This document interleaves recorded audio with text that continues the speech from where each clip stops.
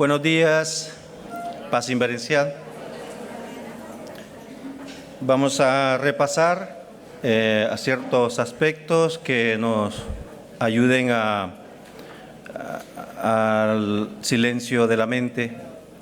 Ya sabemos que en la Gnosis hemos practicado y aprendido muchos mantras que nos sirven para aquietar la mente. Y el maestro dice que no es lo mismo una mente aquietada a la fuerza que una mente calma naturalmente. El silencio de la mente trae para cada uno de nosotros la felicidad. En la medida que la persona logre controlar su mente, en esa medida experimentará la felicidad. Cuando terminamos la hora de meditación que hacemos con algún mantra, luego regresamos al diario vivir y nos damos cuenta que caemos en lo mismo, en el dolor porque un familiar muere, en la desesperación por los problemas de la familia, en todo aquello que nos aqueja en el trabajo, con los compañeros, con la familia y en la gnosis. Entonces, tenemos que buscar la manera de convertirnos en jefes de familia con principios, y todo eso se logra cuando expandemos el tiempo de meditación hacia el diario vivir. La maestra Litelantes es un ejemplo de ello.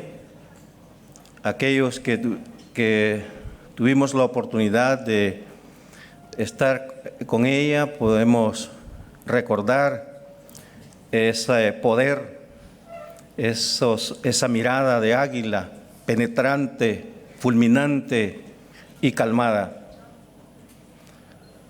En la ciudad de Toronto tuve la oportunidad también de estar ahí en una conferencia del Dalai Lama, y descubre uno cómo estos seres tienen una mente tranquila, pasiva.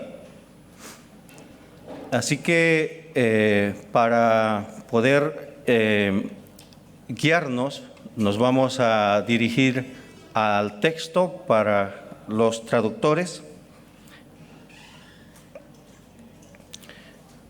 Comprender la necesidad de la quietud mental es lo primero en este camino para lograr el objetivo de la gnosis. En nuestra trayectoria como estudiantes de la gnosis hemos practicado mantras, ejercicios físicos y de respiración para aquietar la mente.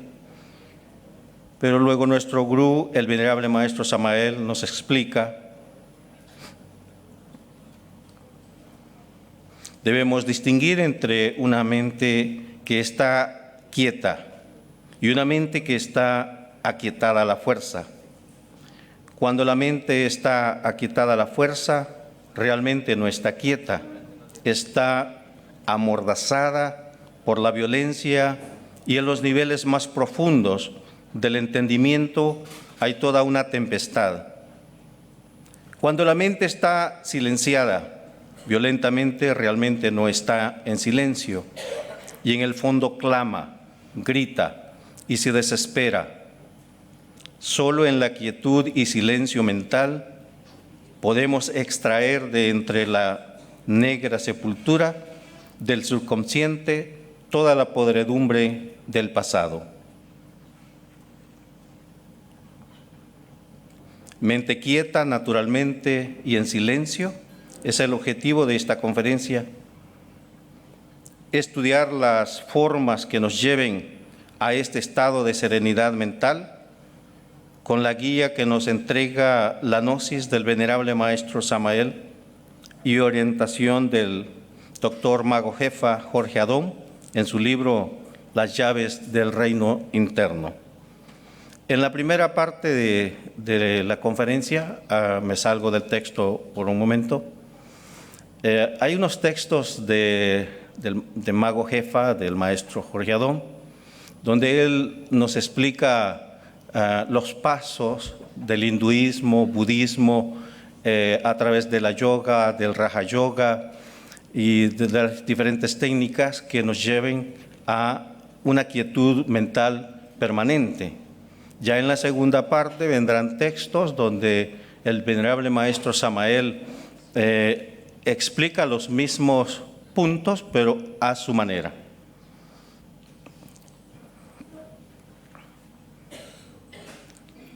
Jorge Adón. Para nuestro trabajo actual solo nos interesa la Raja Yoga o el silencio del pensamiento, porque los otros tres están incluidos en él, como lo veremos más adelante. La disciplina de la Raja Yoga es un camino que tiene 8 estaciones o una escalera de 8 gradas. Cada una presupone el conocimiento y la práctica de lo interior. Entonces, vemos que el Dios a quien adoramos no es una entidad separada e independiente de nosotros. No está lejos, sino que mora en nosotros y en Él vivimos, nos movemos y tenemos el ser y reconocemos la esencial identidad de todos los seres. La ciencia de la Raja Yoga señala 8 etapas en el sendero de la unión con el íntimo. Como se ha dicho, esta ciencia explica clara y científicamente sus métodos.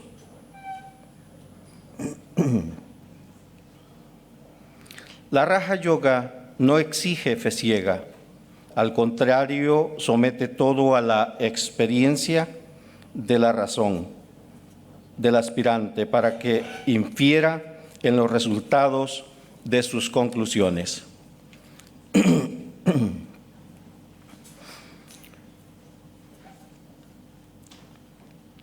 La ciencia oficial, perdón.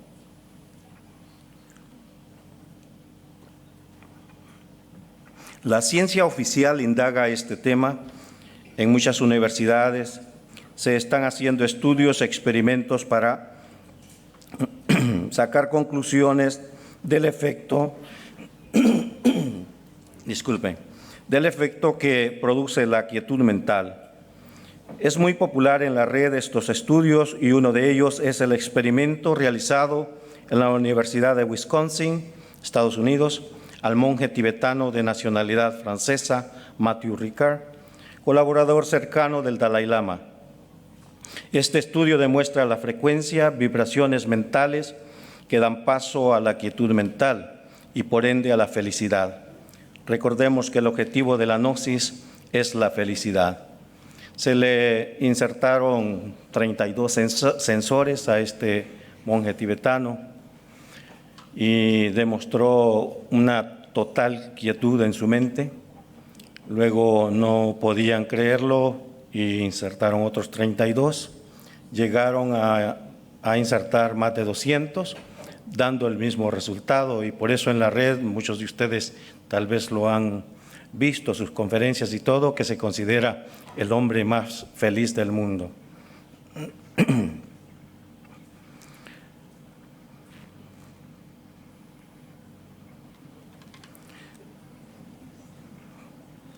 Para ello se hace urgente hacer de la meditación un permanente estado en nuestro diario vivir, como dice el venerable maestro Samael en la Revolución de la Dialéctica.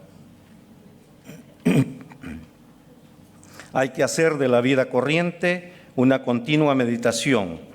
No solamente es meditación aquella acción de aquietar la mente cuando estamos en casa o en los lumiciales, sino también abarca la corriente del diario vivir para que la vida se convierta, de hecho, en una constante meditación.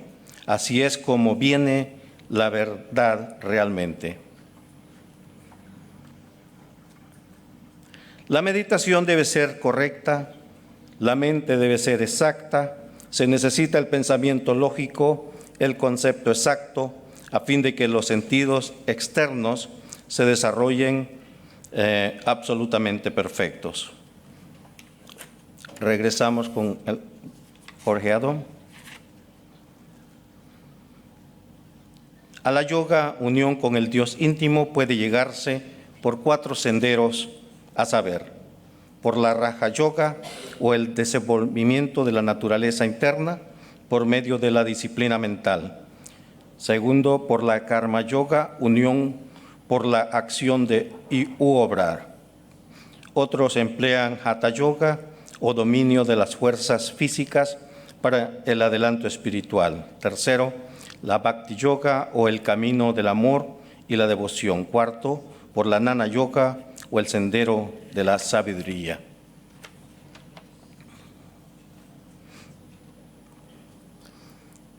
Para nuestro trabajo actual solo nos interesa la Raja Yoga o el sendero del pensamiento, porque los otros 3 están incluidos en él, como veremos más adelante.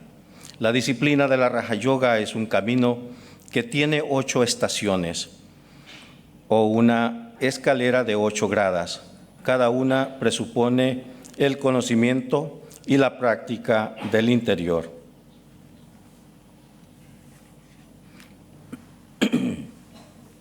Estas etapas se llaman en sánscrito agnas.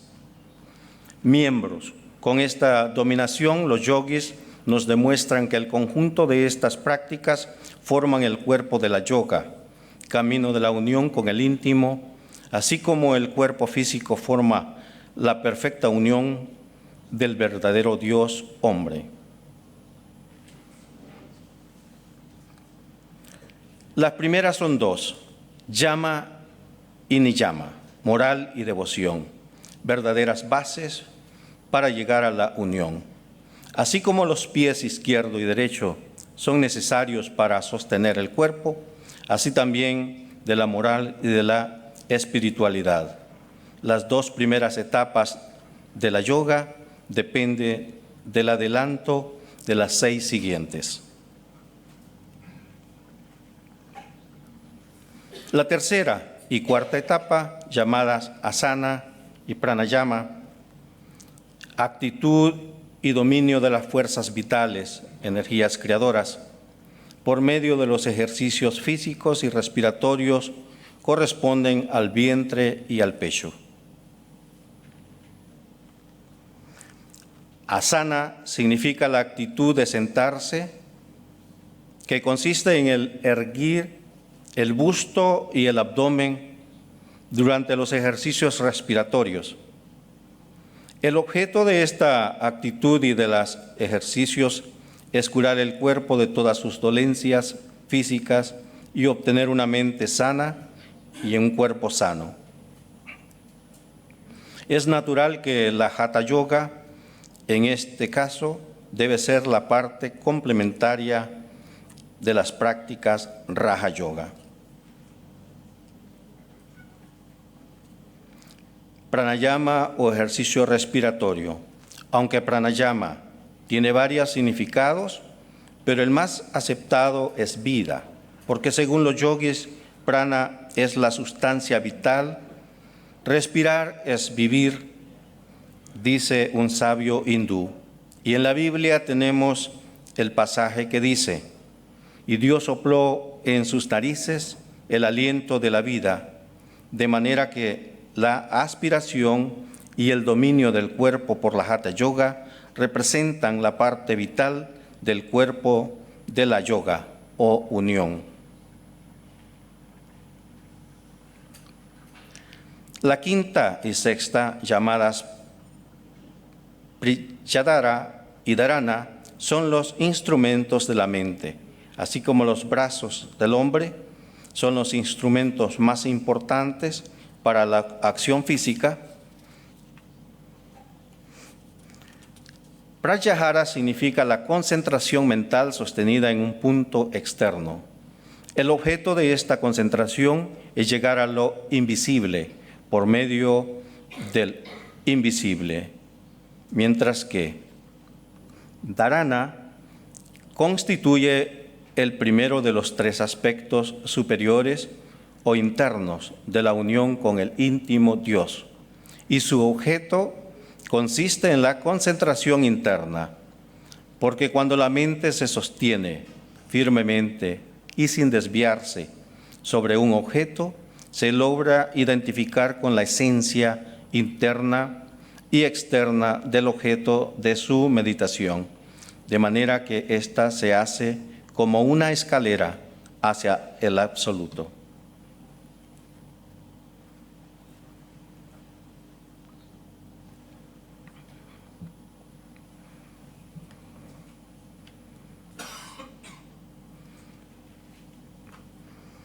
La séptima es dhyana o contemplación y corresponde al cuello, que sostiene la cabeza. Por medio del cuello, todos los impulsos e impresiones del cuerpo pasan a la cabeza.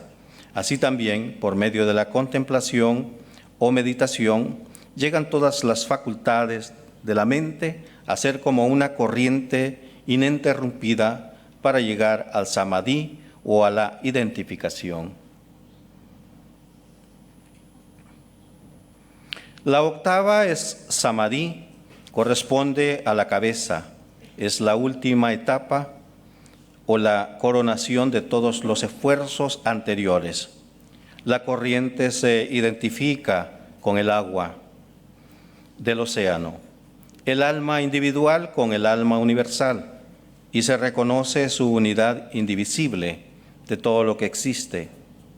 Y no habrá más ni pensador, ni pensado, ni pensamiento, porque en este estado ni ojo humano puede ver, ni oídos pueden oír jamás.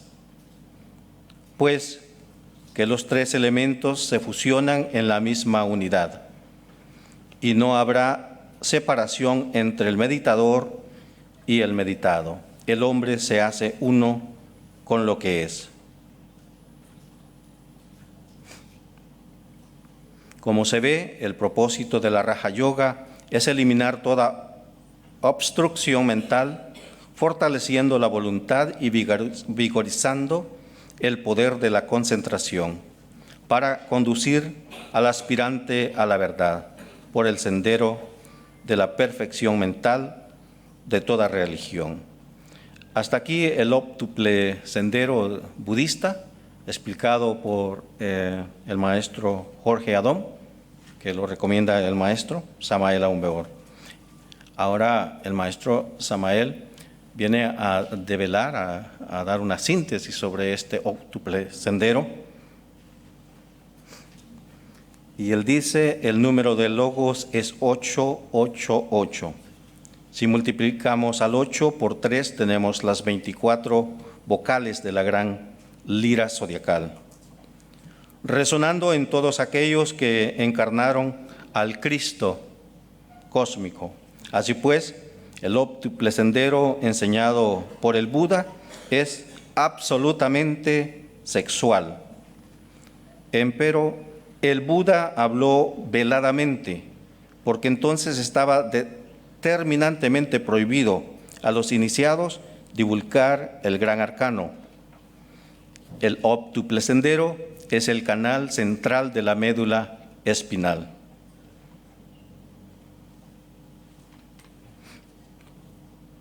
El número 8 representa el signo del infinito. El número 8 simboliza las dos serpientes enroscadas en la médula espinal, los dos testigos, el caduceo de Mercurio, el santo 8, el camino de la espina dorsal, el sendero intermedio es la espina dorsal. Esa es la senda del filo de la navaja. Las 8 etapas del óptuple sendero en la novena esfera son las siguientes. Primero, comprensión creadora. Segundo, intenciones justas. Tercero, palabras justas. Cuarto, sacrificio absoluto. Quinta, recta conducta. Sexta, castidad absoluta. Séptima, batallar constante contra los magos negros. Octava, suprema paciencia en todas las pruebas y dolores. El caduceo de Mercurio tiene la forma de un 8. Ese caduceo es el signo del infinito. Ese caduceo es la espina dorsal con los dos cordones simpáticos, Ida y Pingala. Las 8 etapas del óptuple sendero están en la médula espinal. Estamos en los tiempos del fin y si queremos salir de este valle de las amarguras, necesitamos entrar en el óptuple sendero.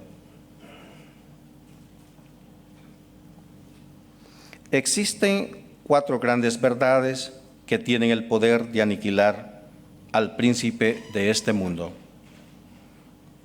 La primera verdad es hacer conciencia absoluta del dolor y de la amargura.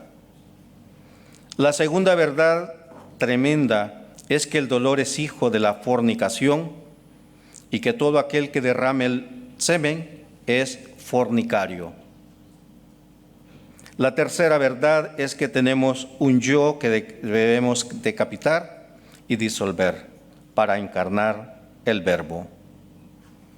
La cuarta verdad es que solo con el arcano AZF podemos decapitar y disolver al príncipe de este mundo.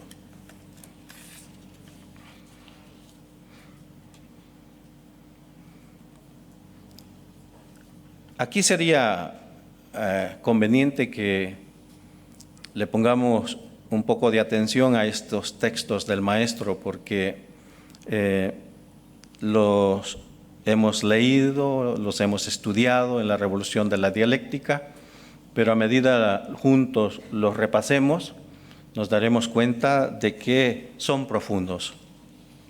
En este capítulo, que él titula el Mo Chao, dice la palabra china Mo significa silencioso o sereno. Chao significa reflexionar o observar. Mo Chao, por tanto, puede traducirse como reflexión serena u observación serena. Lo dificultoso y laborioso es lograr silencio mental absoluto en todos los niveles del subconsciente. Alcanzar quietud y silencio en el mero nivel superficial, intelectual o en unos cuantos departamentos subconscientes no es suficiente, porque la esencia continúa enfrascada entre el dualismo sumergido, infraconsciente a inconsciente.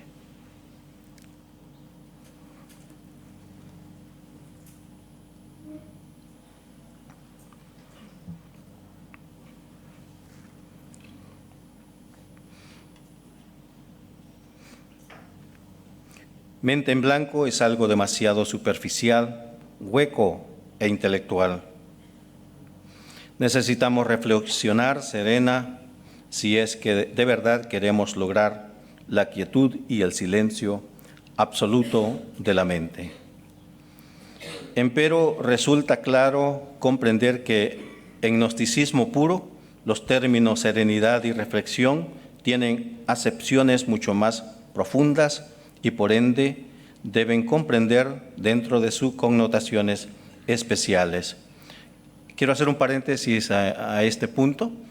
En cierto momento, unos estudiantes, ya por muchos años en segunda cámara, era más o menos por la madrugada, cuando el esposo me llama y me dice de que su esposa está grave, porque ha recibido la noticia de que su padre ha fallecido. Su padre ya era muy anciano y tenía una enfermedad incurable. Esto, pues, uno puede pensar que es normal. El maestro dice que en ciertas culturas y tiempos antiguos, cuando un ser querido, el padre de alguien, moría, se hacía una fiesta, se hacía una celebración. Ahora estamos hablando de dos extremos, pero traigo este paréntesis porque con muchos años en la gnosis caemos en la desesperación, caemos en la depresión, en la frustración. Una cosa es lo que vivimos aquí en grupo, todos juntos. Otra cosa es ya cuando estamos a solas en casa y la mente nuevamente nos trae a esa rutina del sufrir. Con estas técnicas que el maestro nos enseña, podemos cada día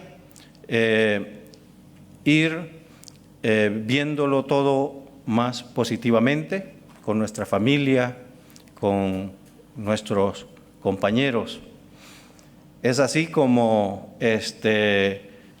nuestras meditaciones las expandemos hacia el diario vivir, beneficiándonos y beneficiando a los demás.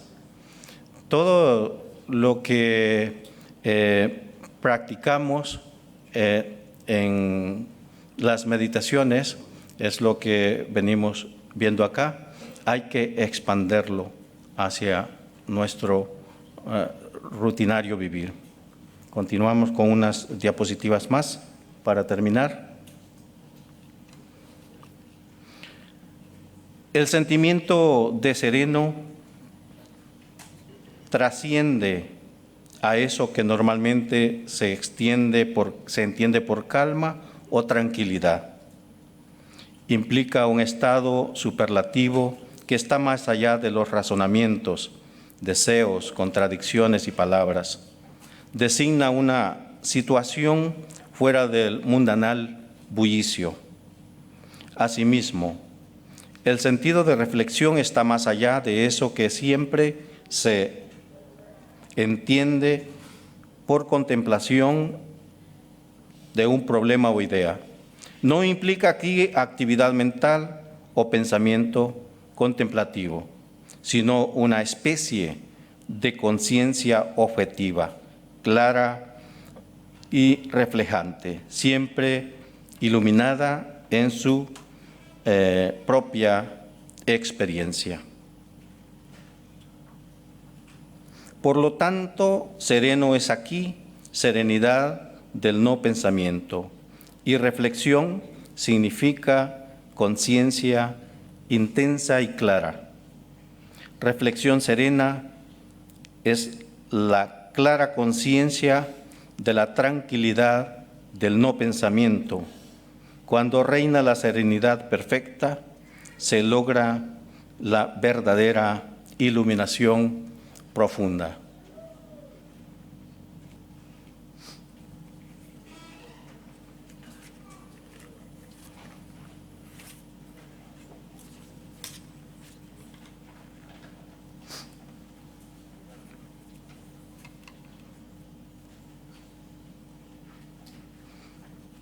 Quería terminar con esta invitación. Muchas gracias.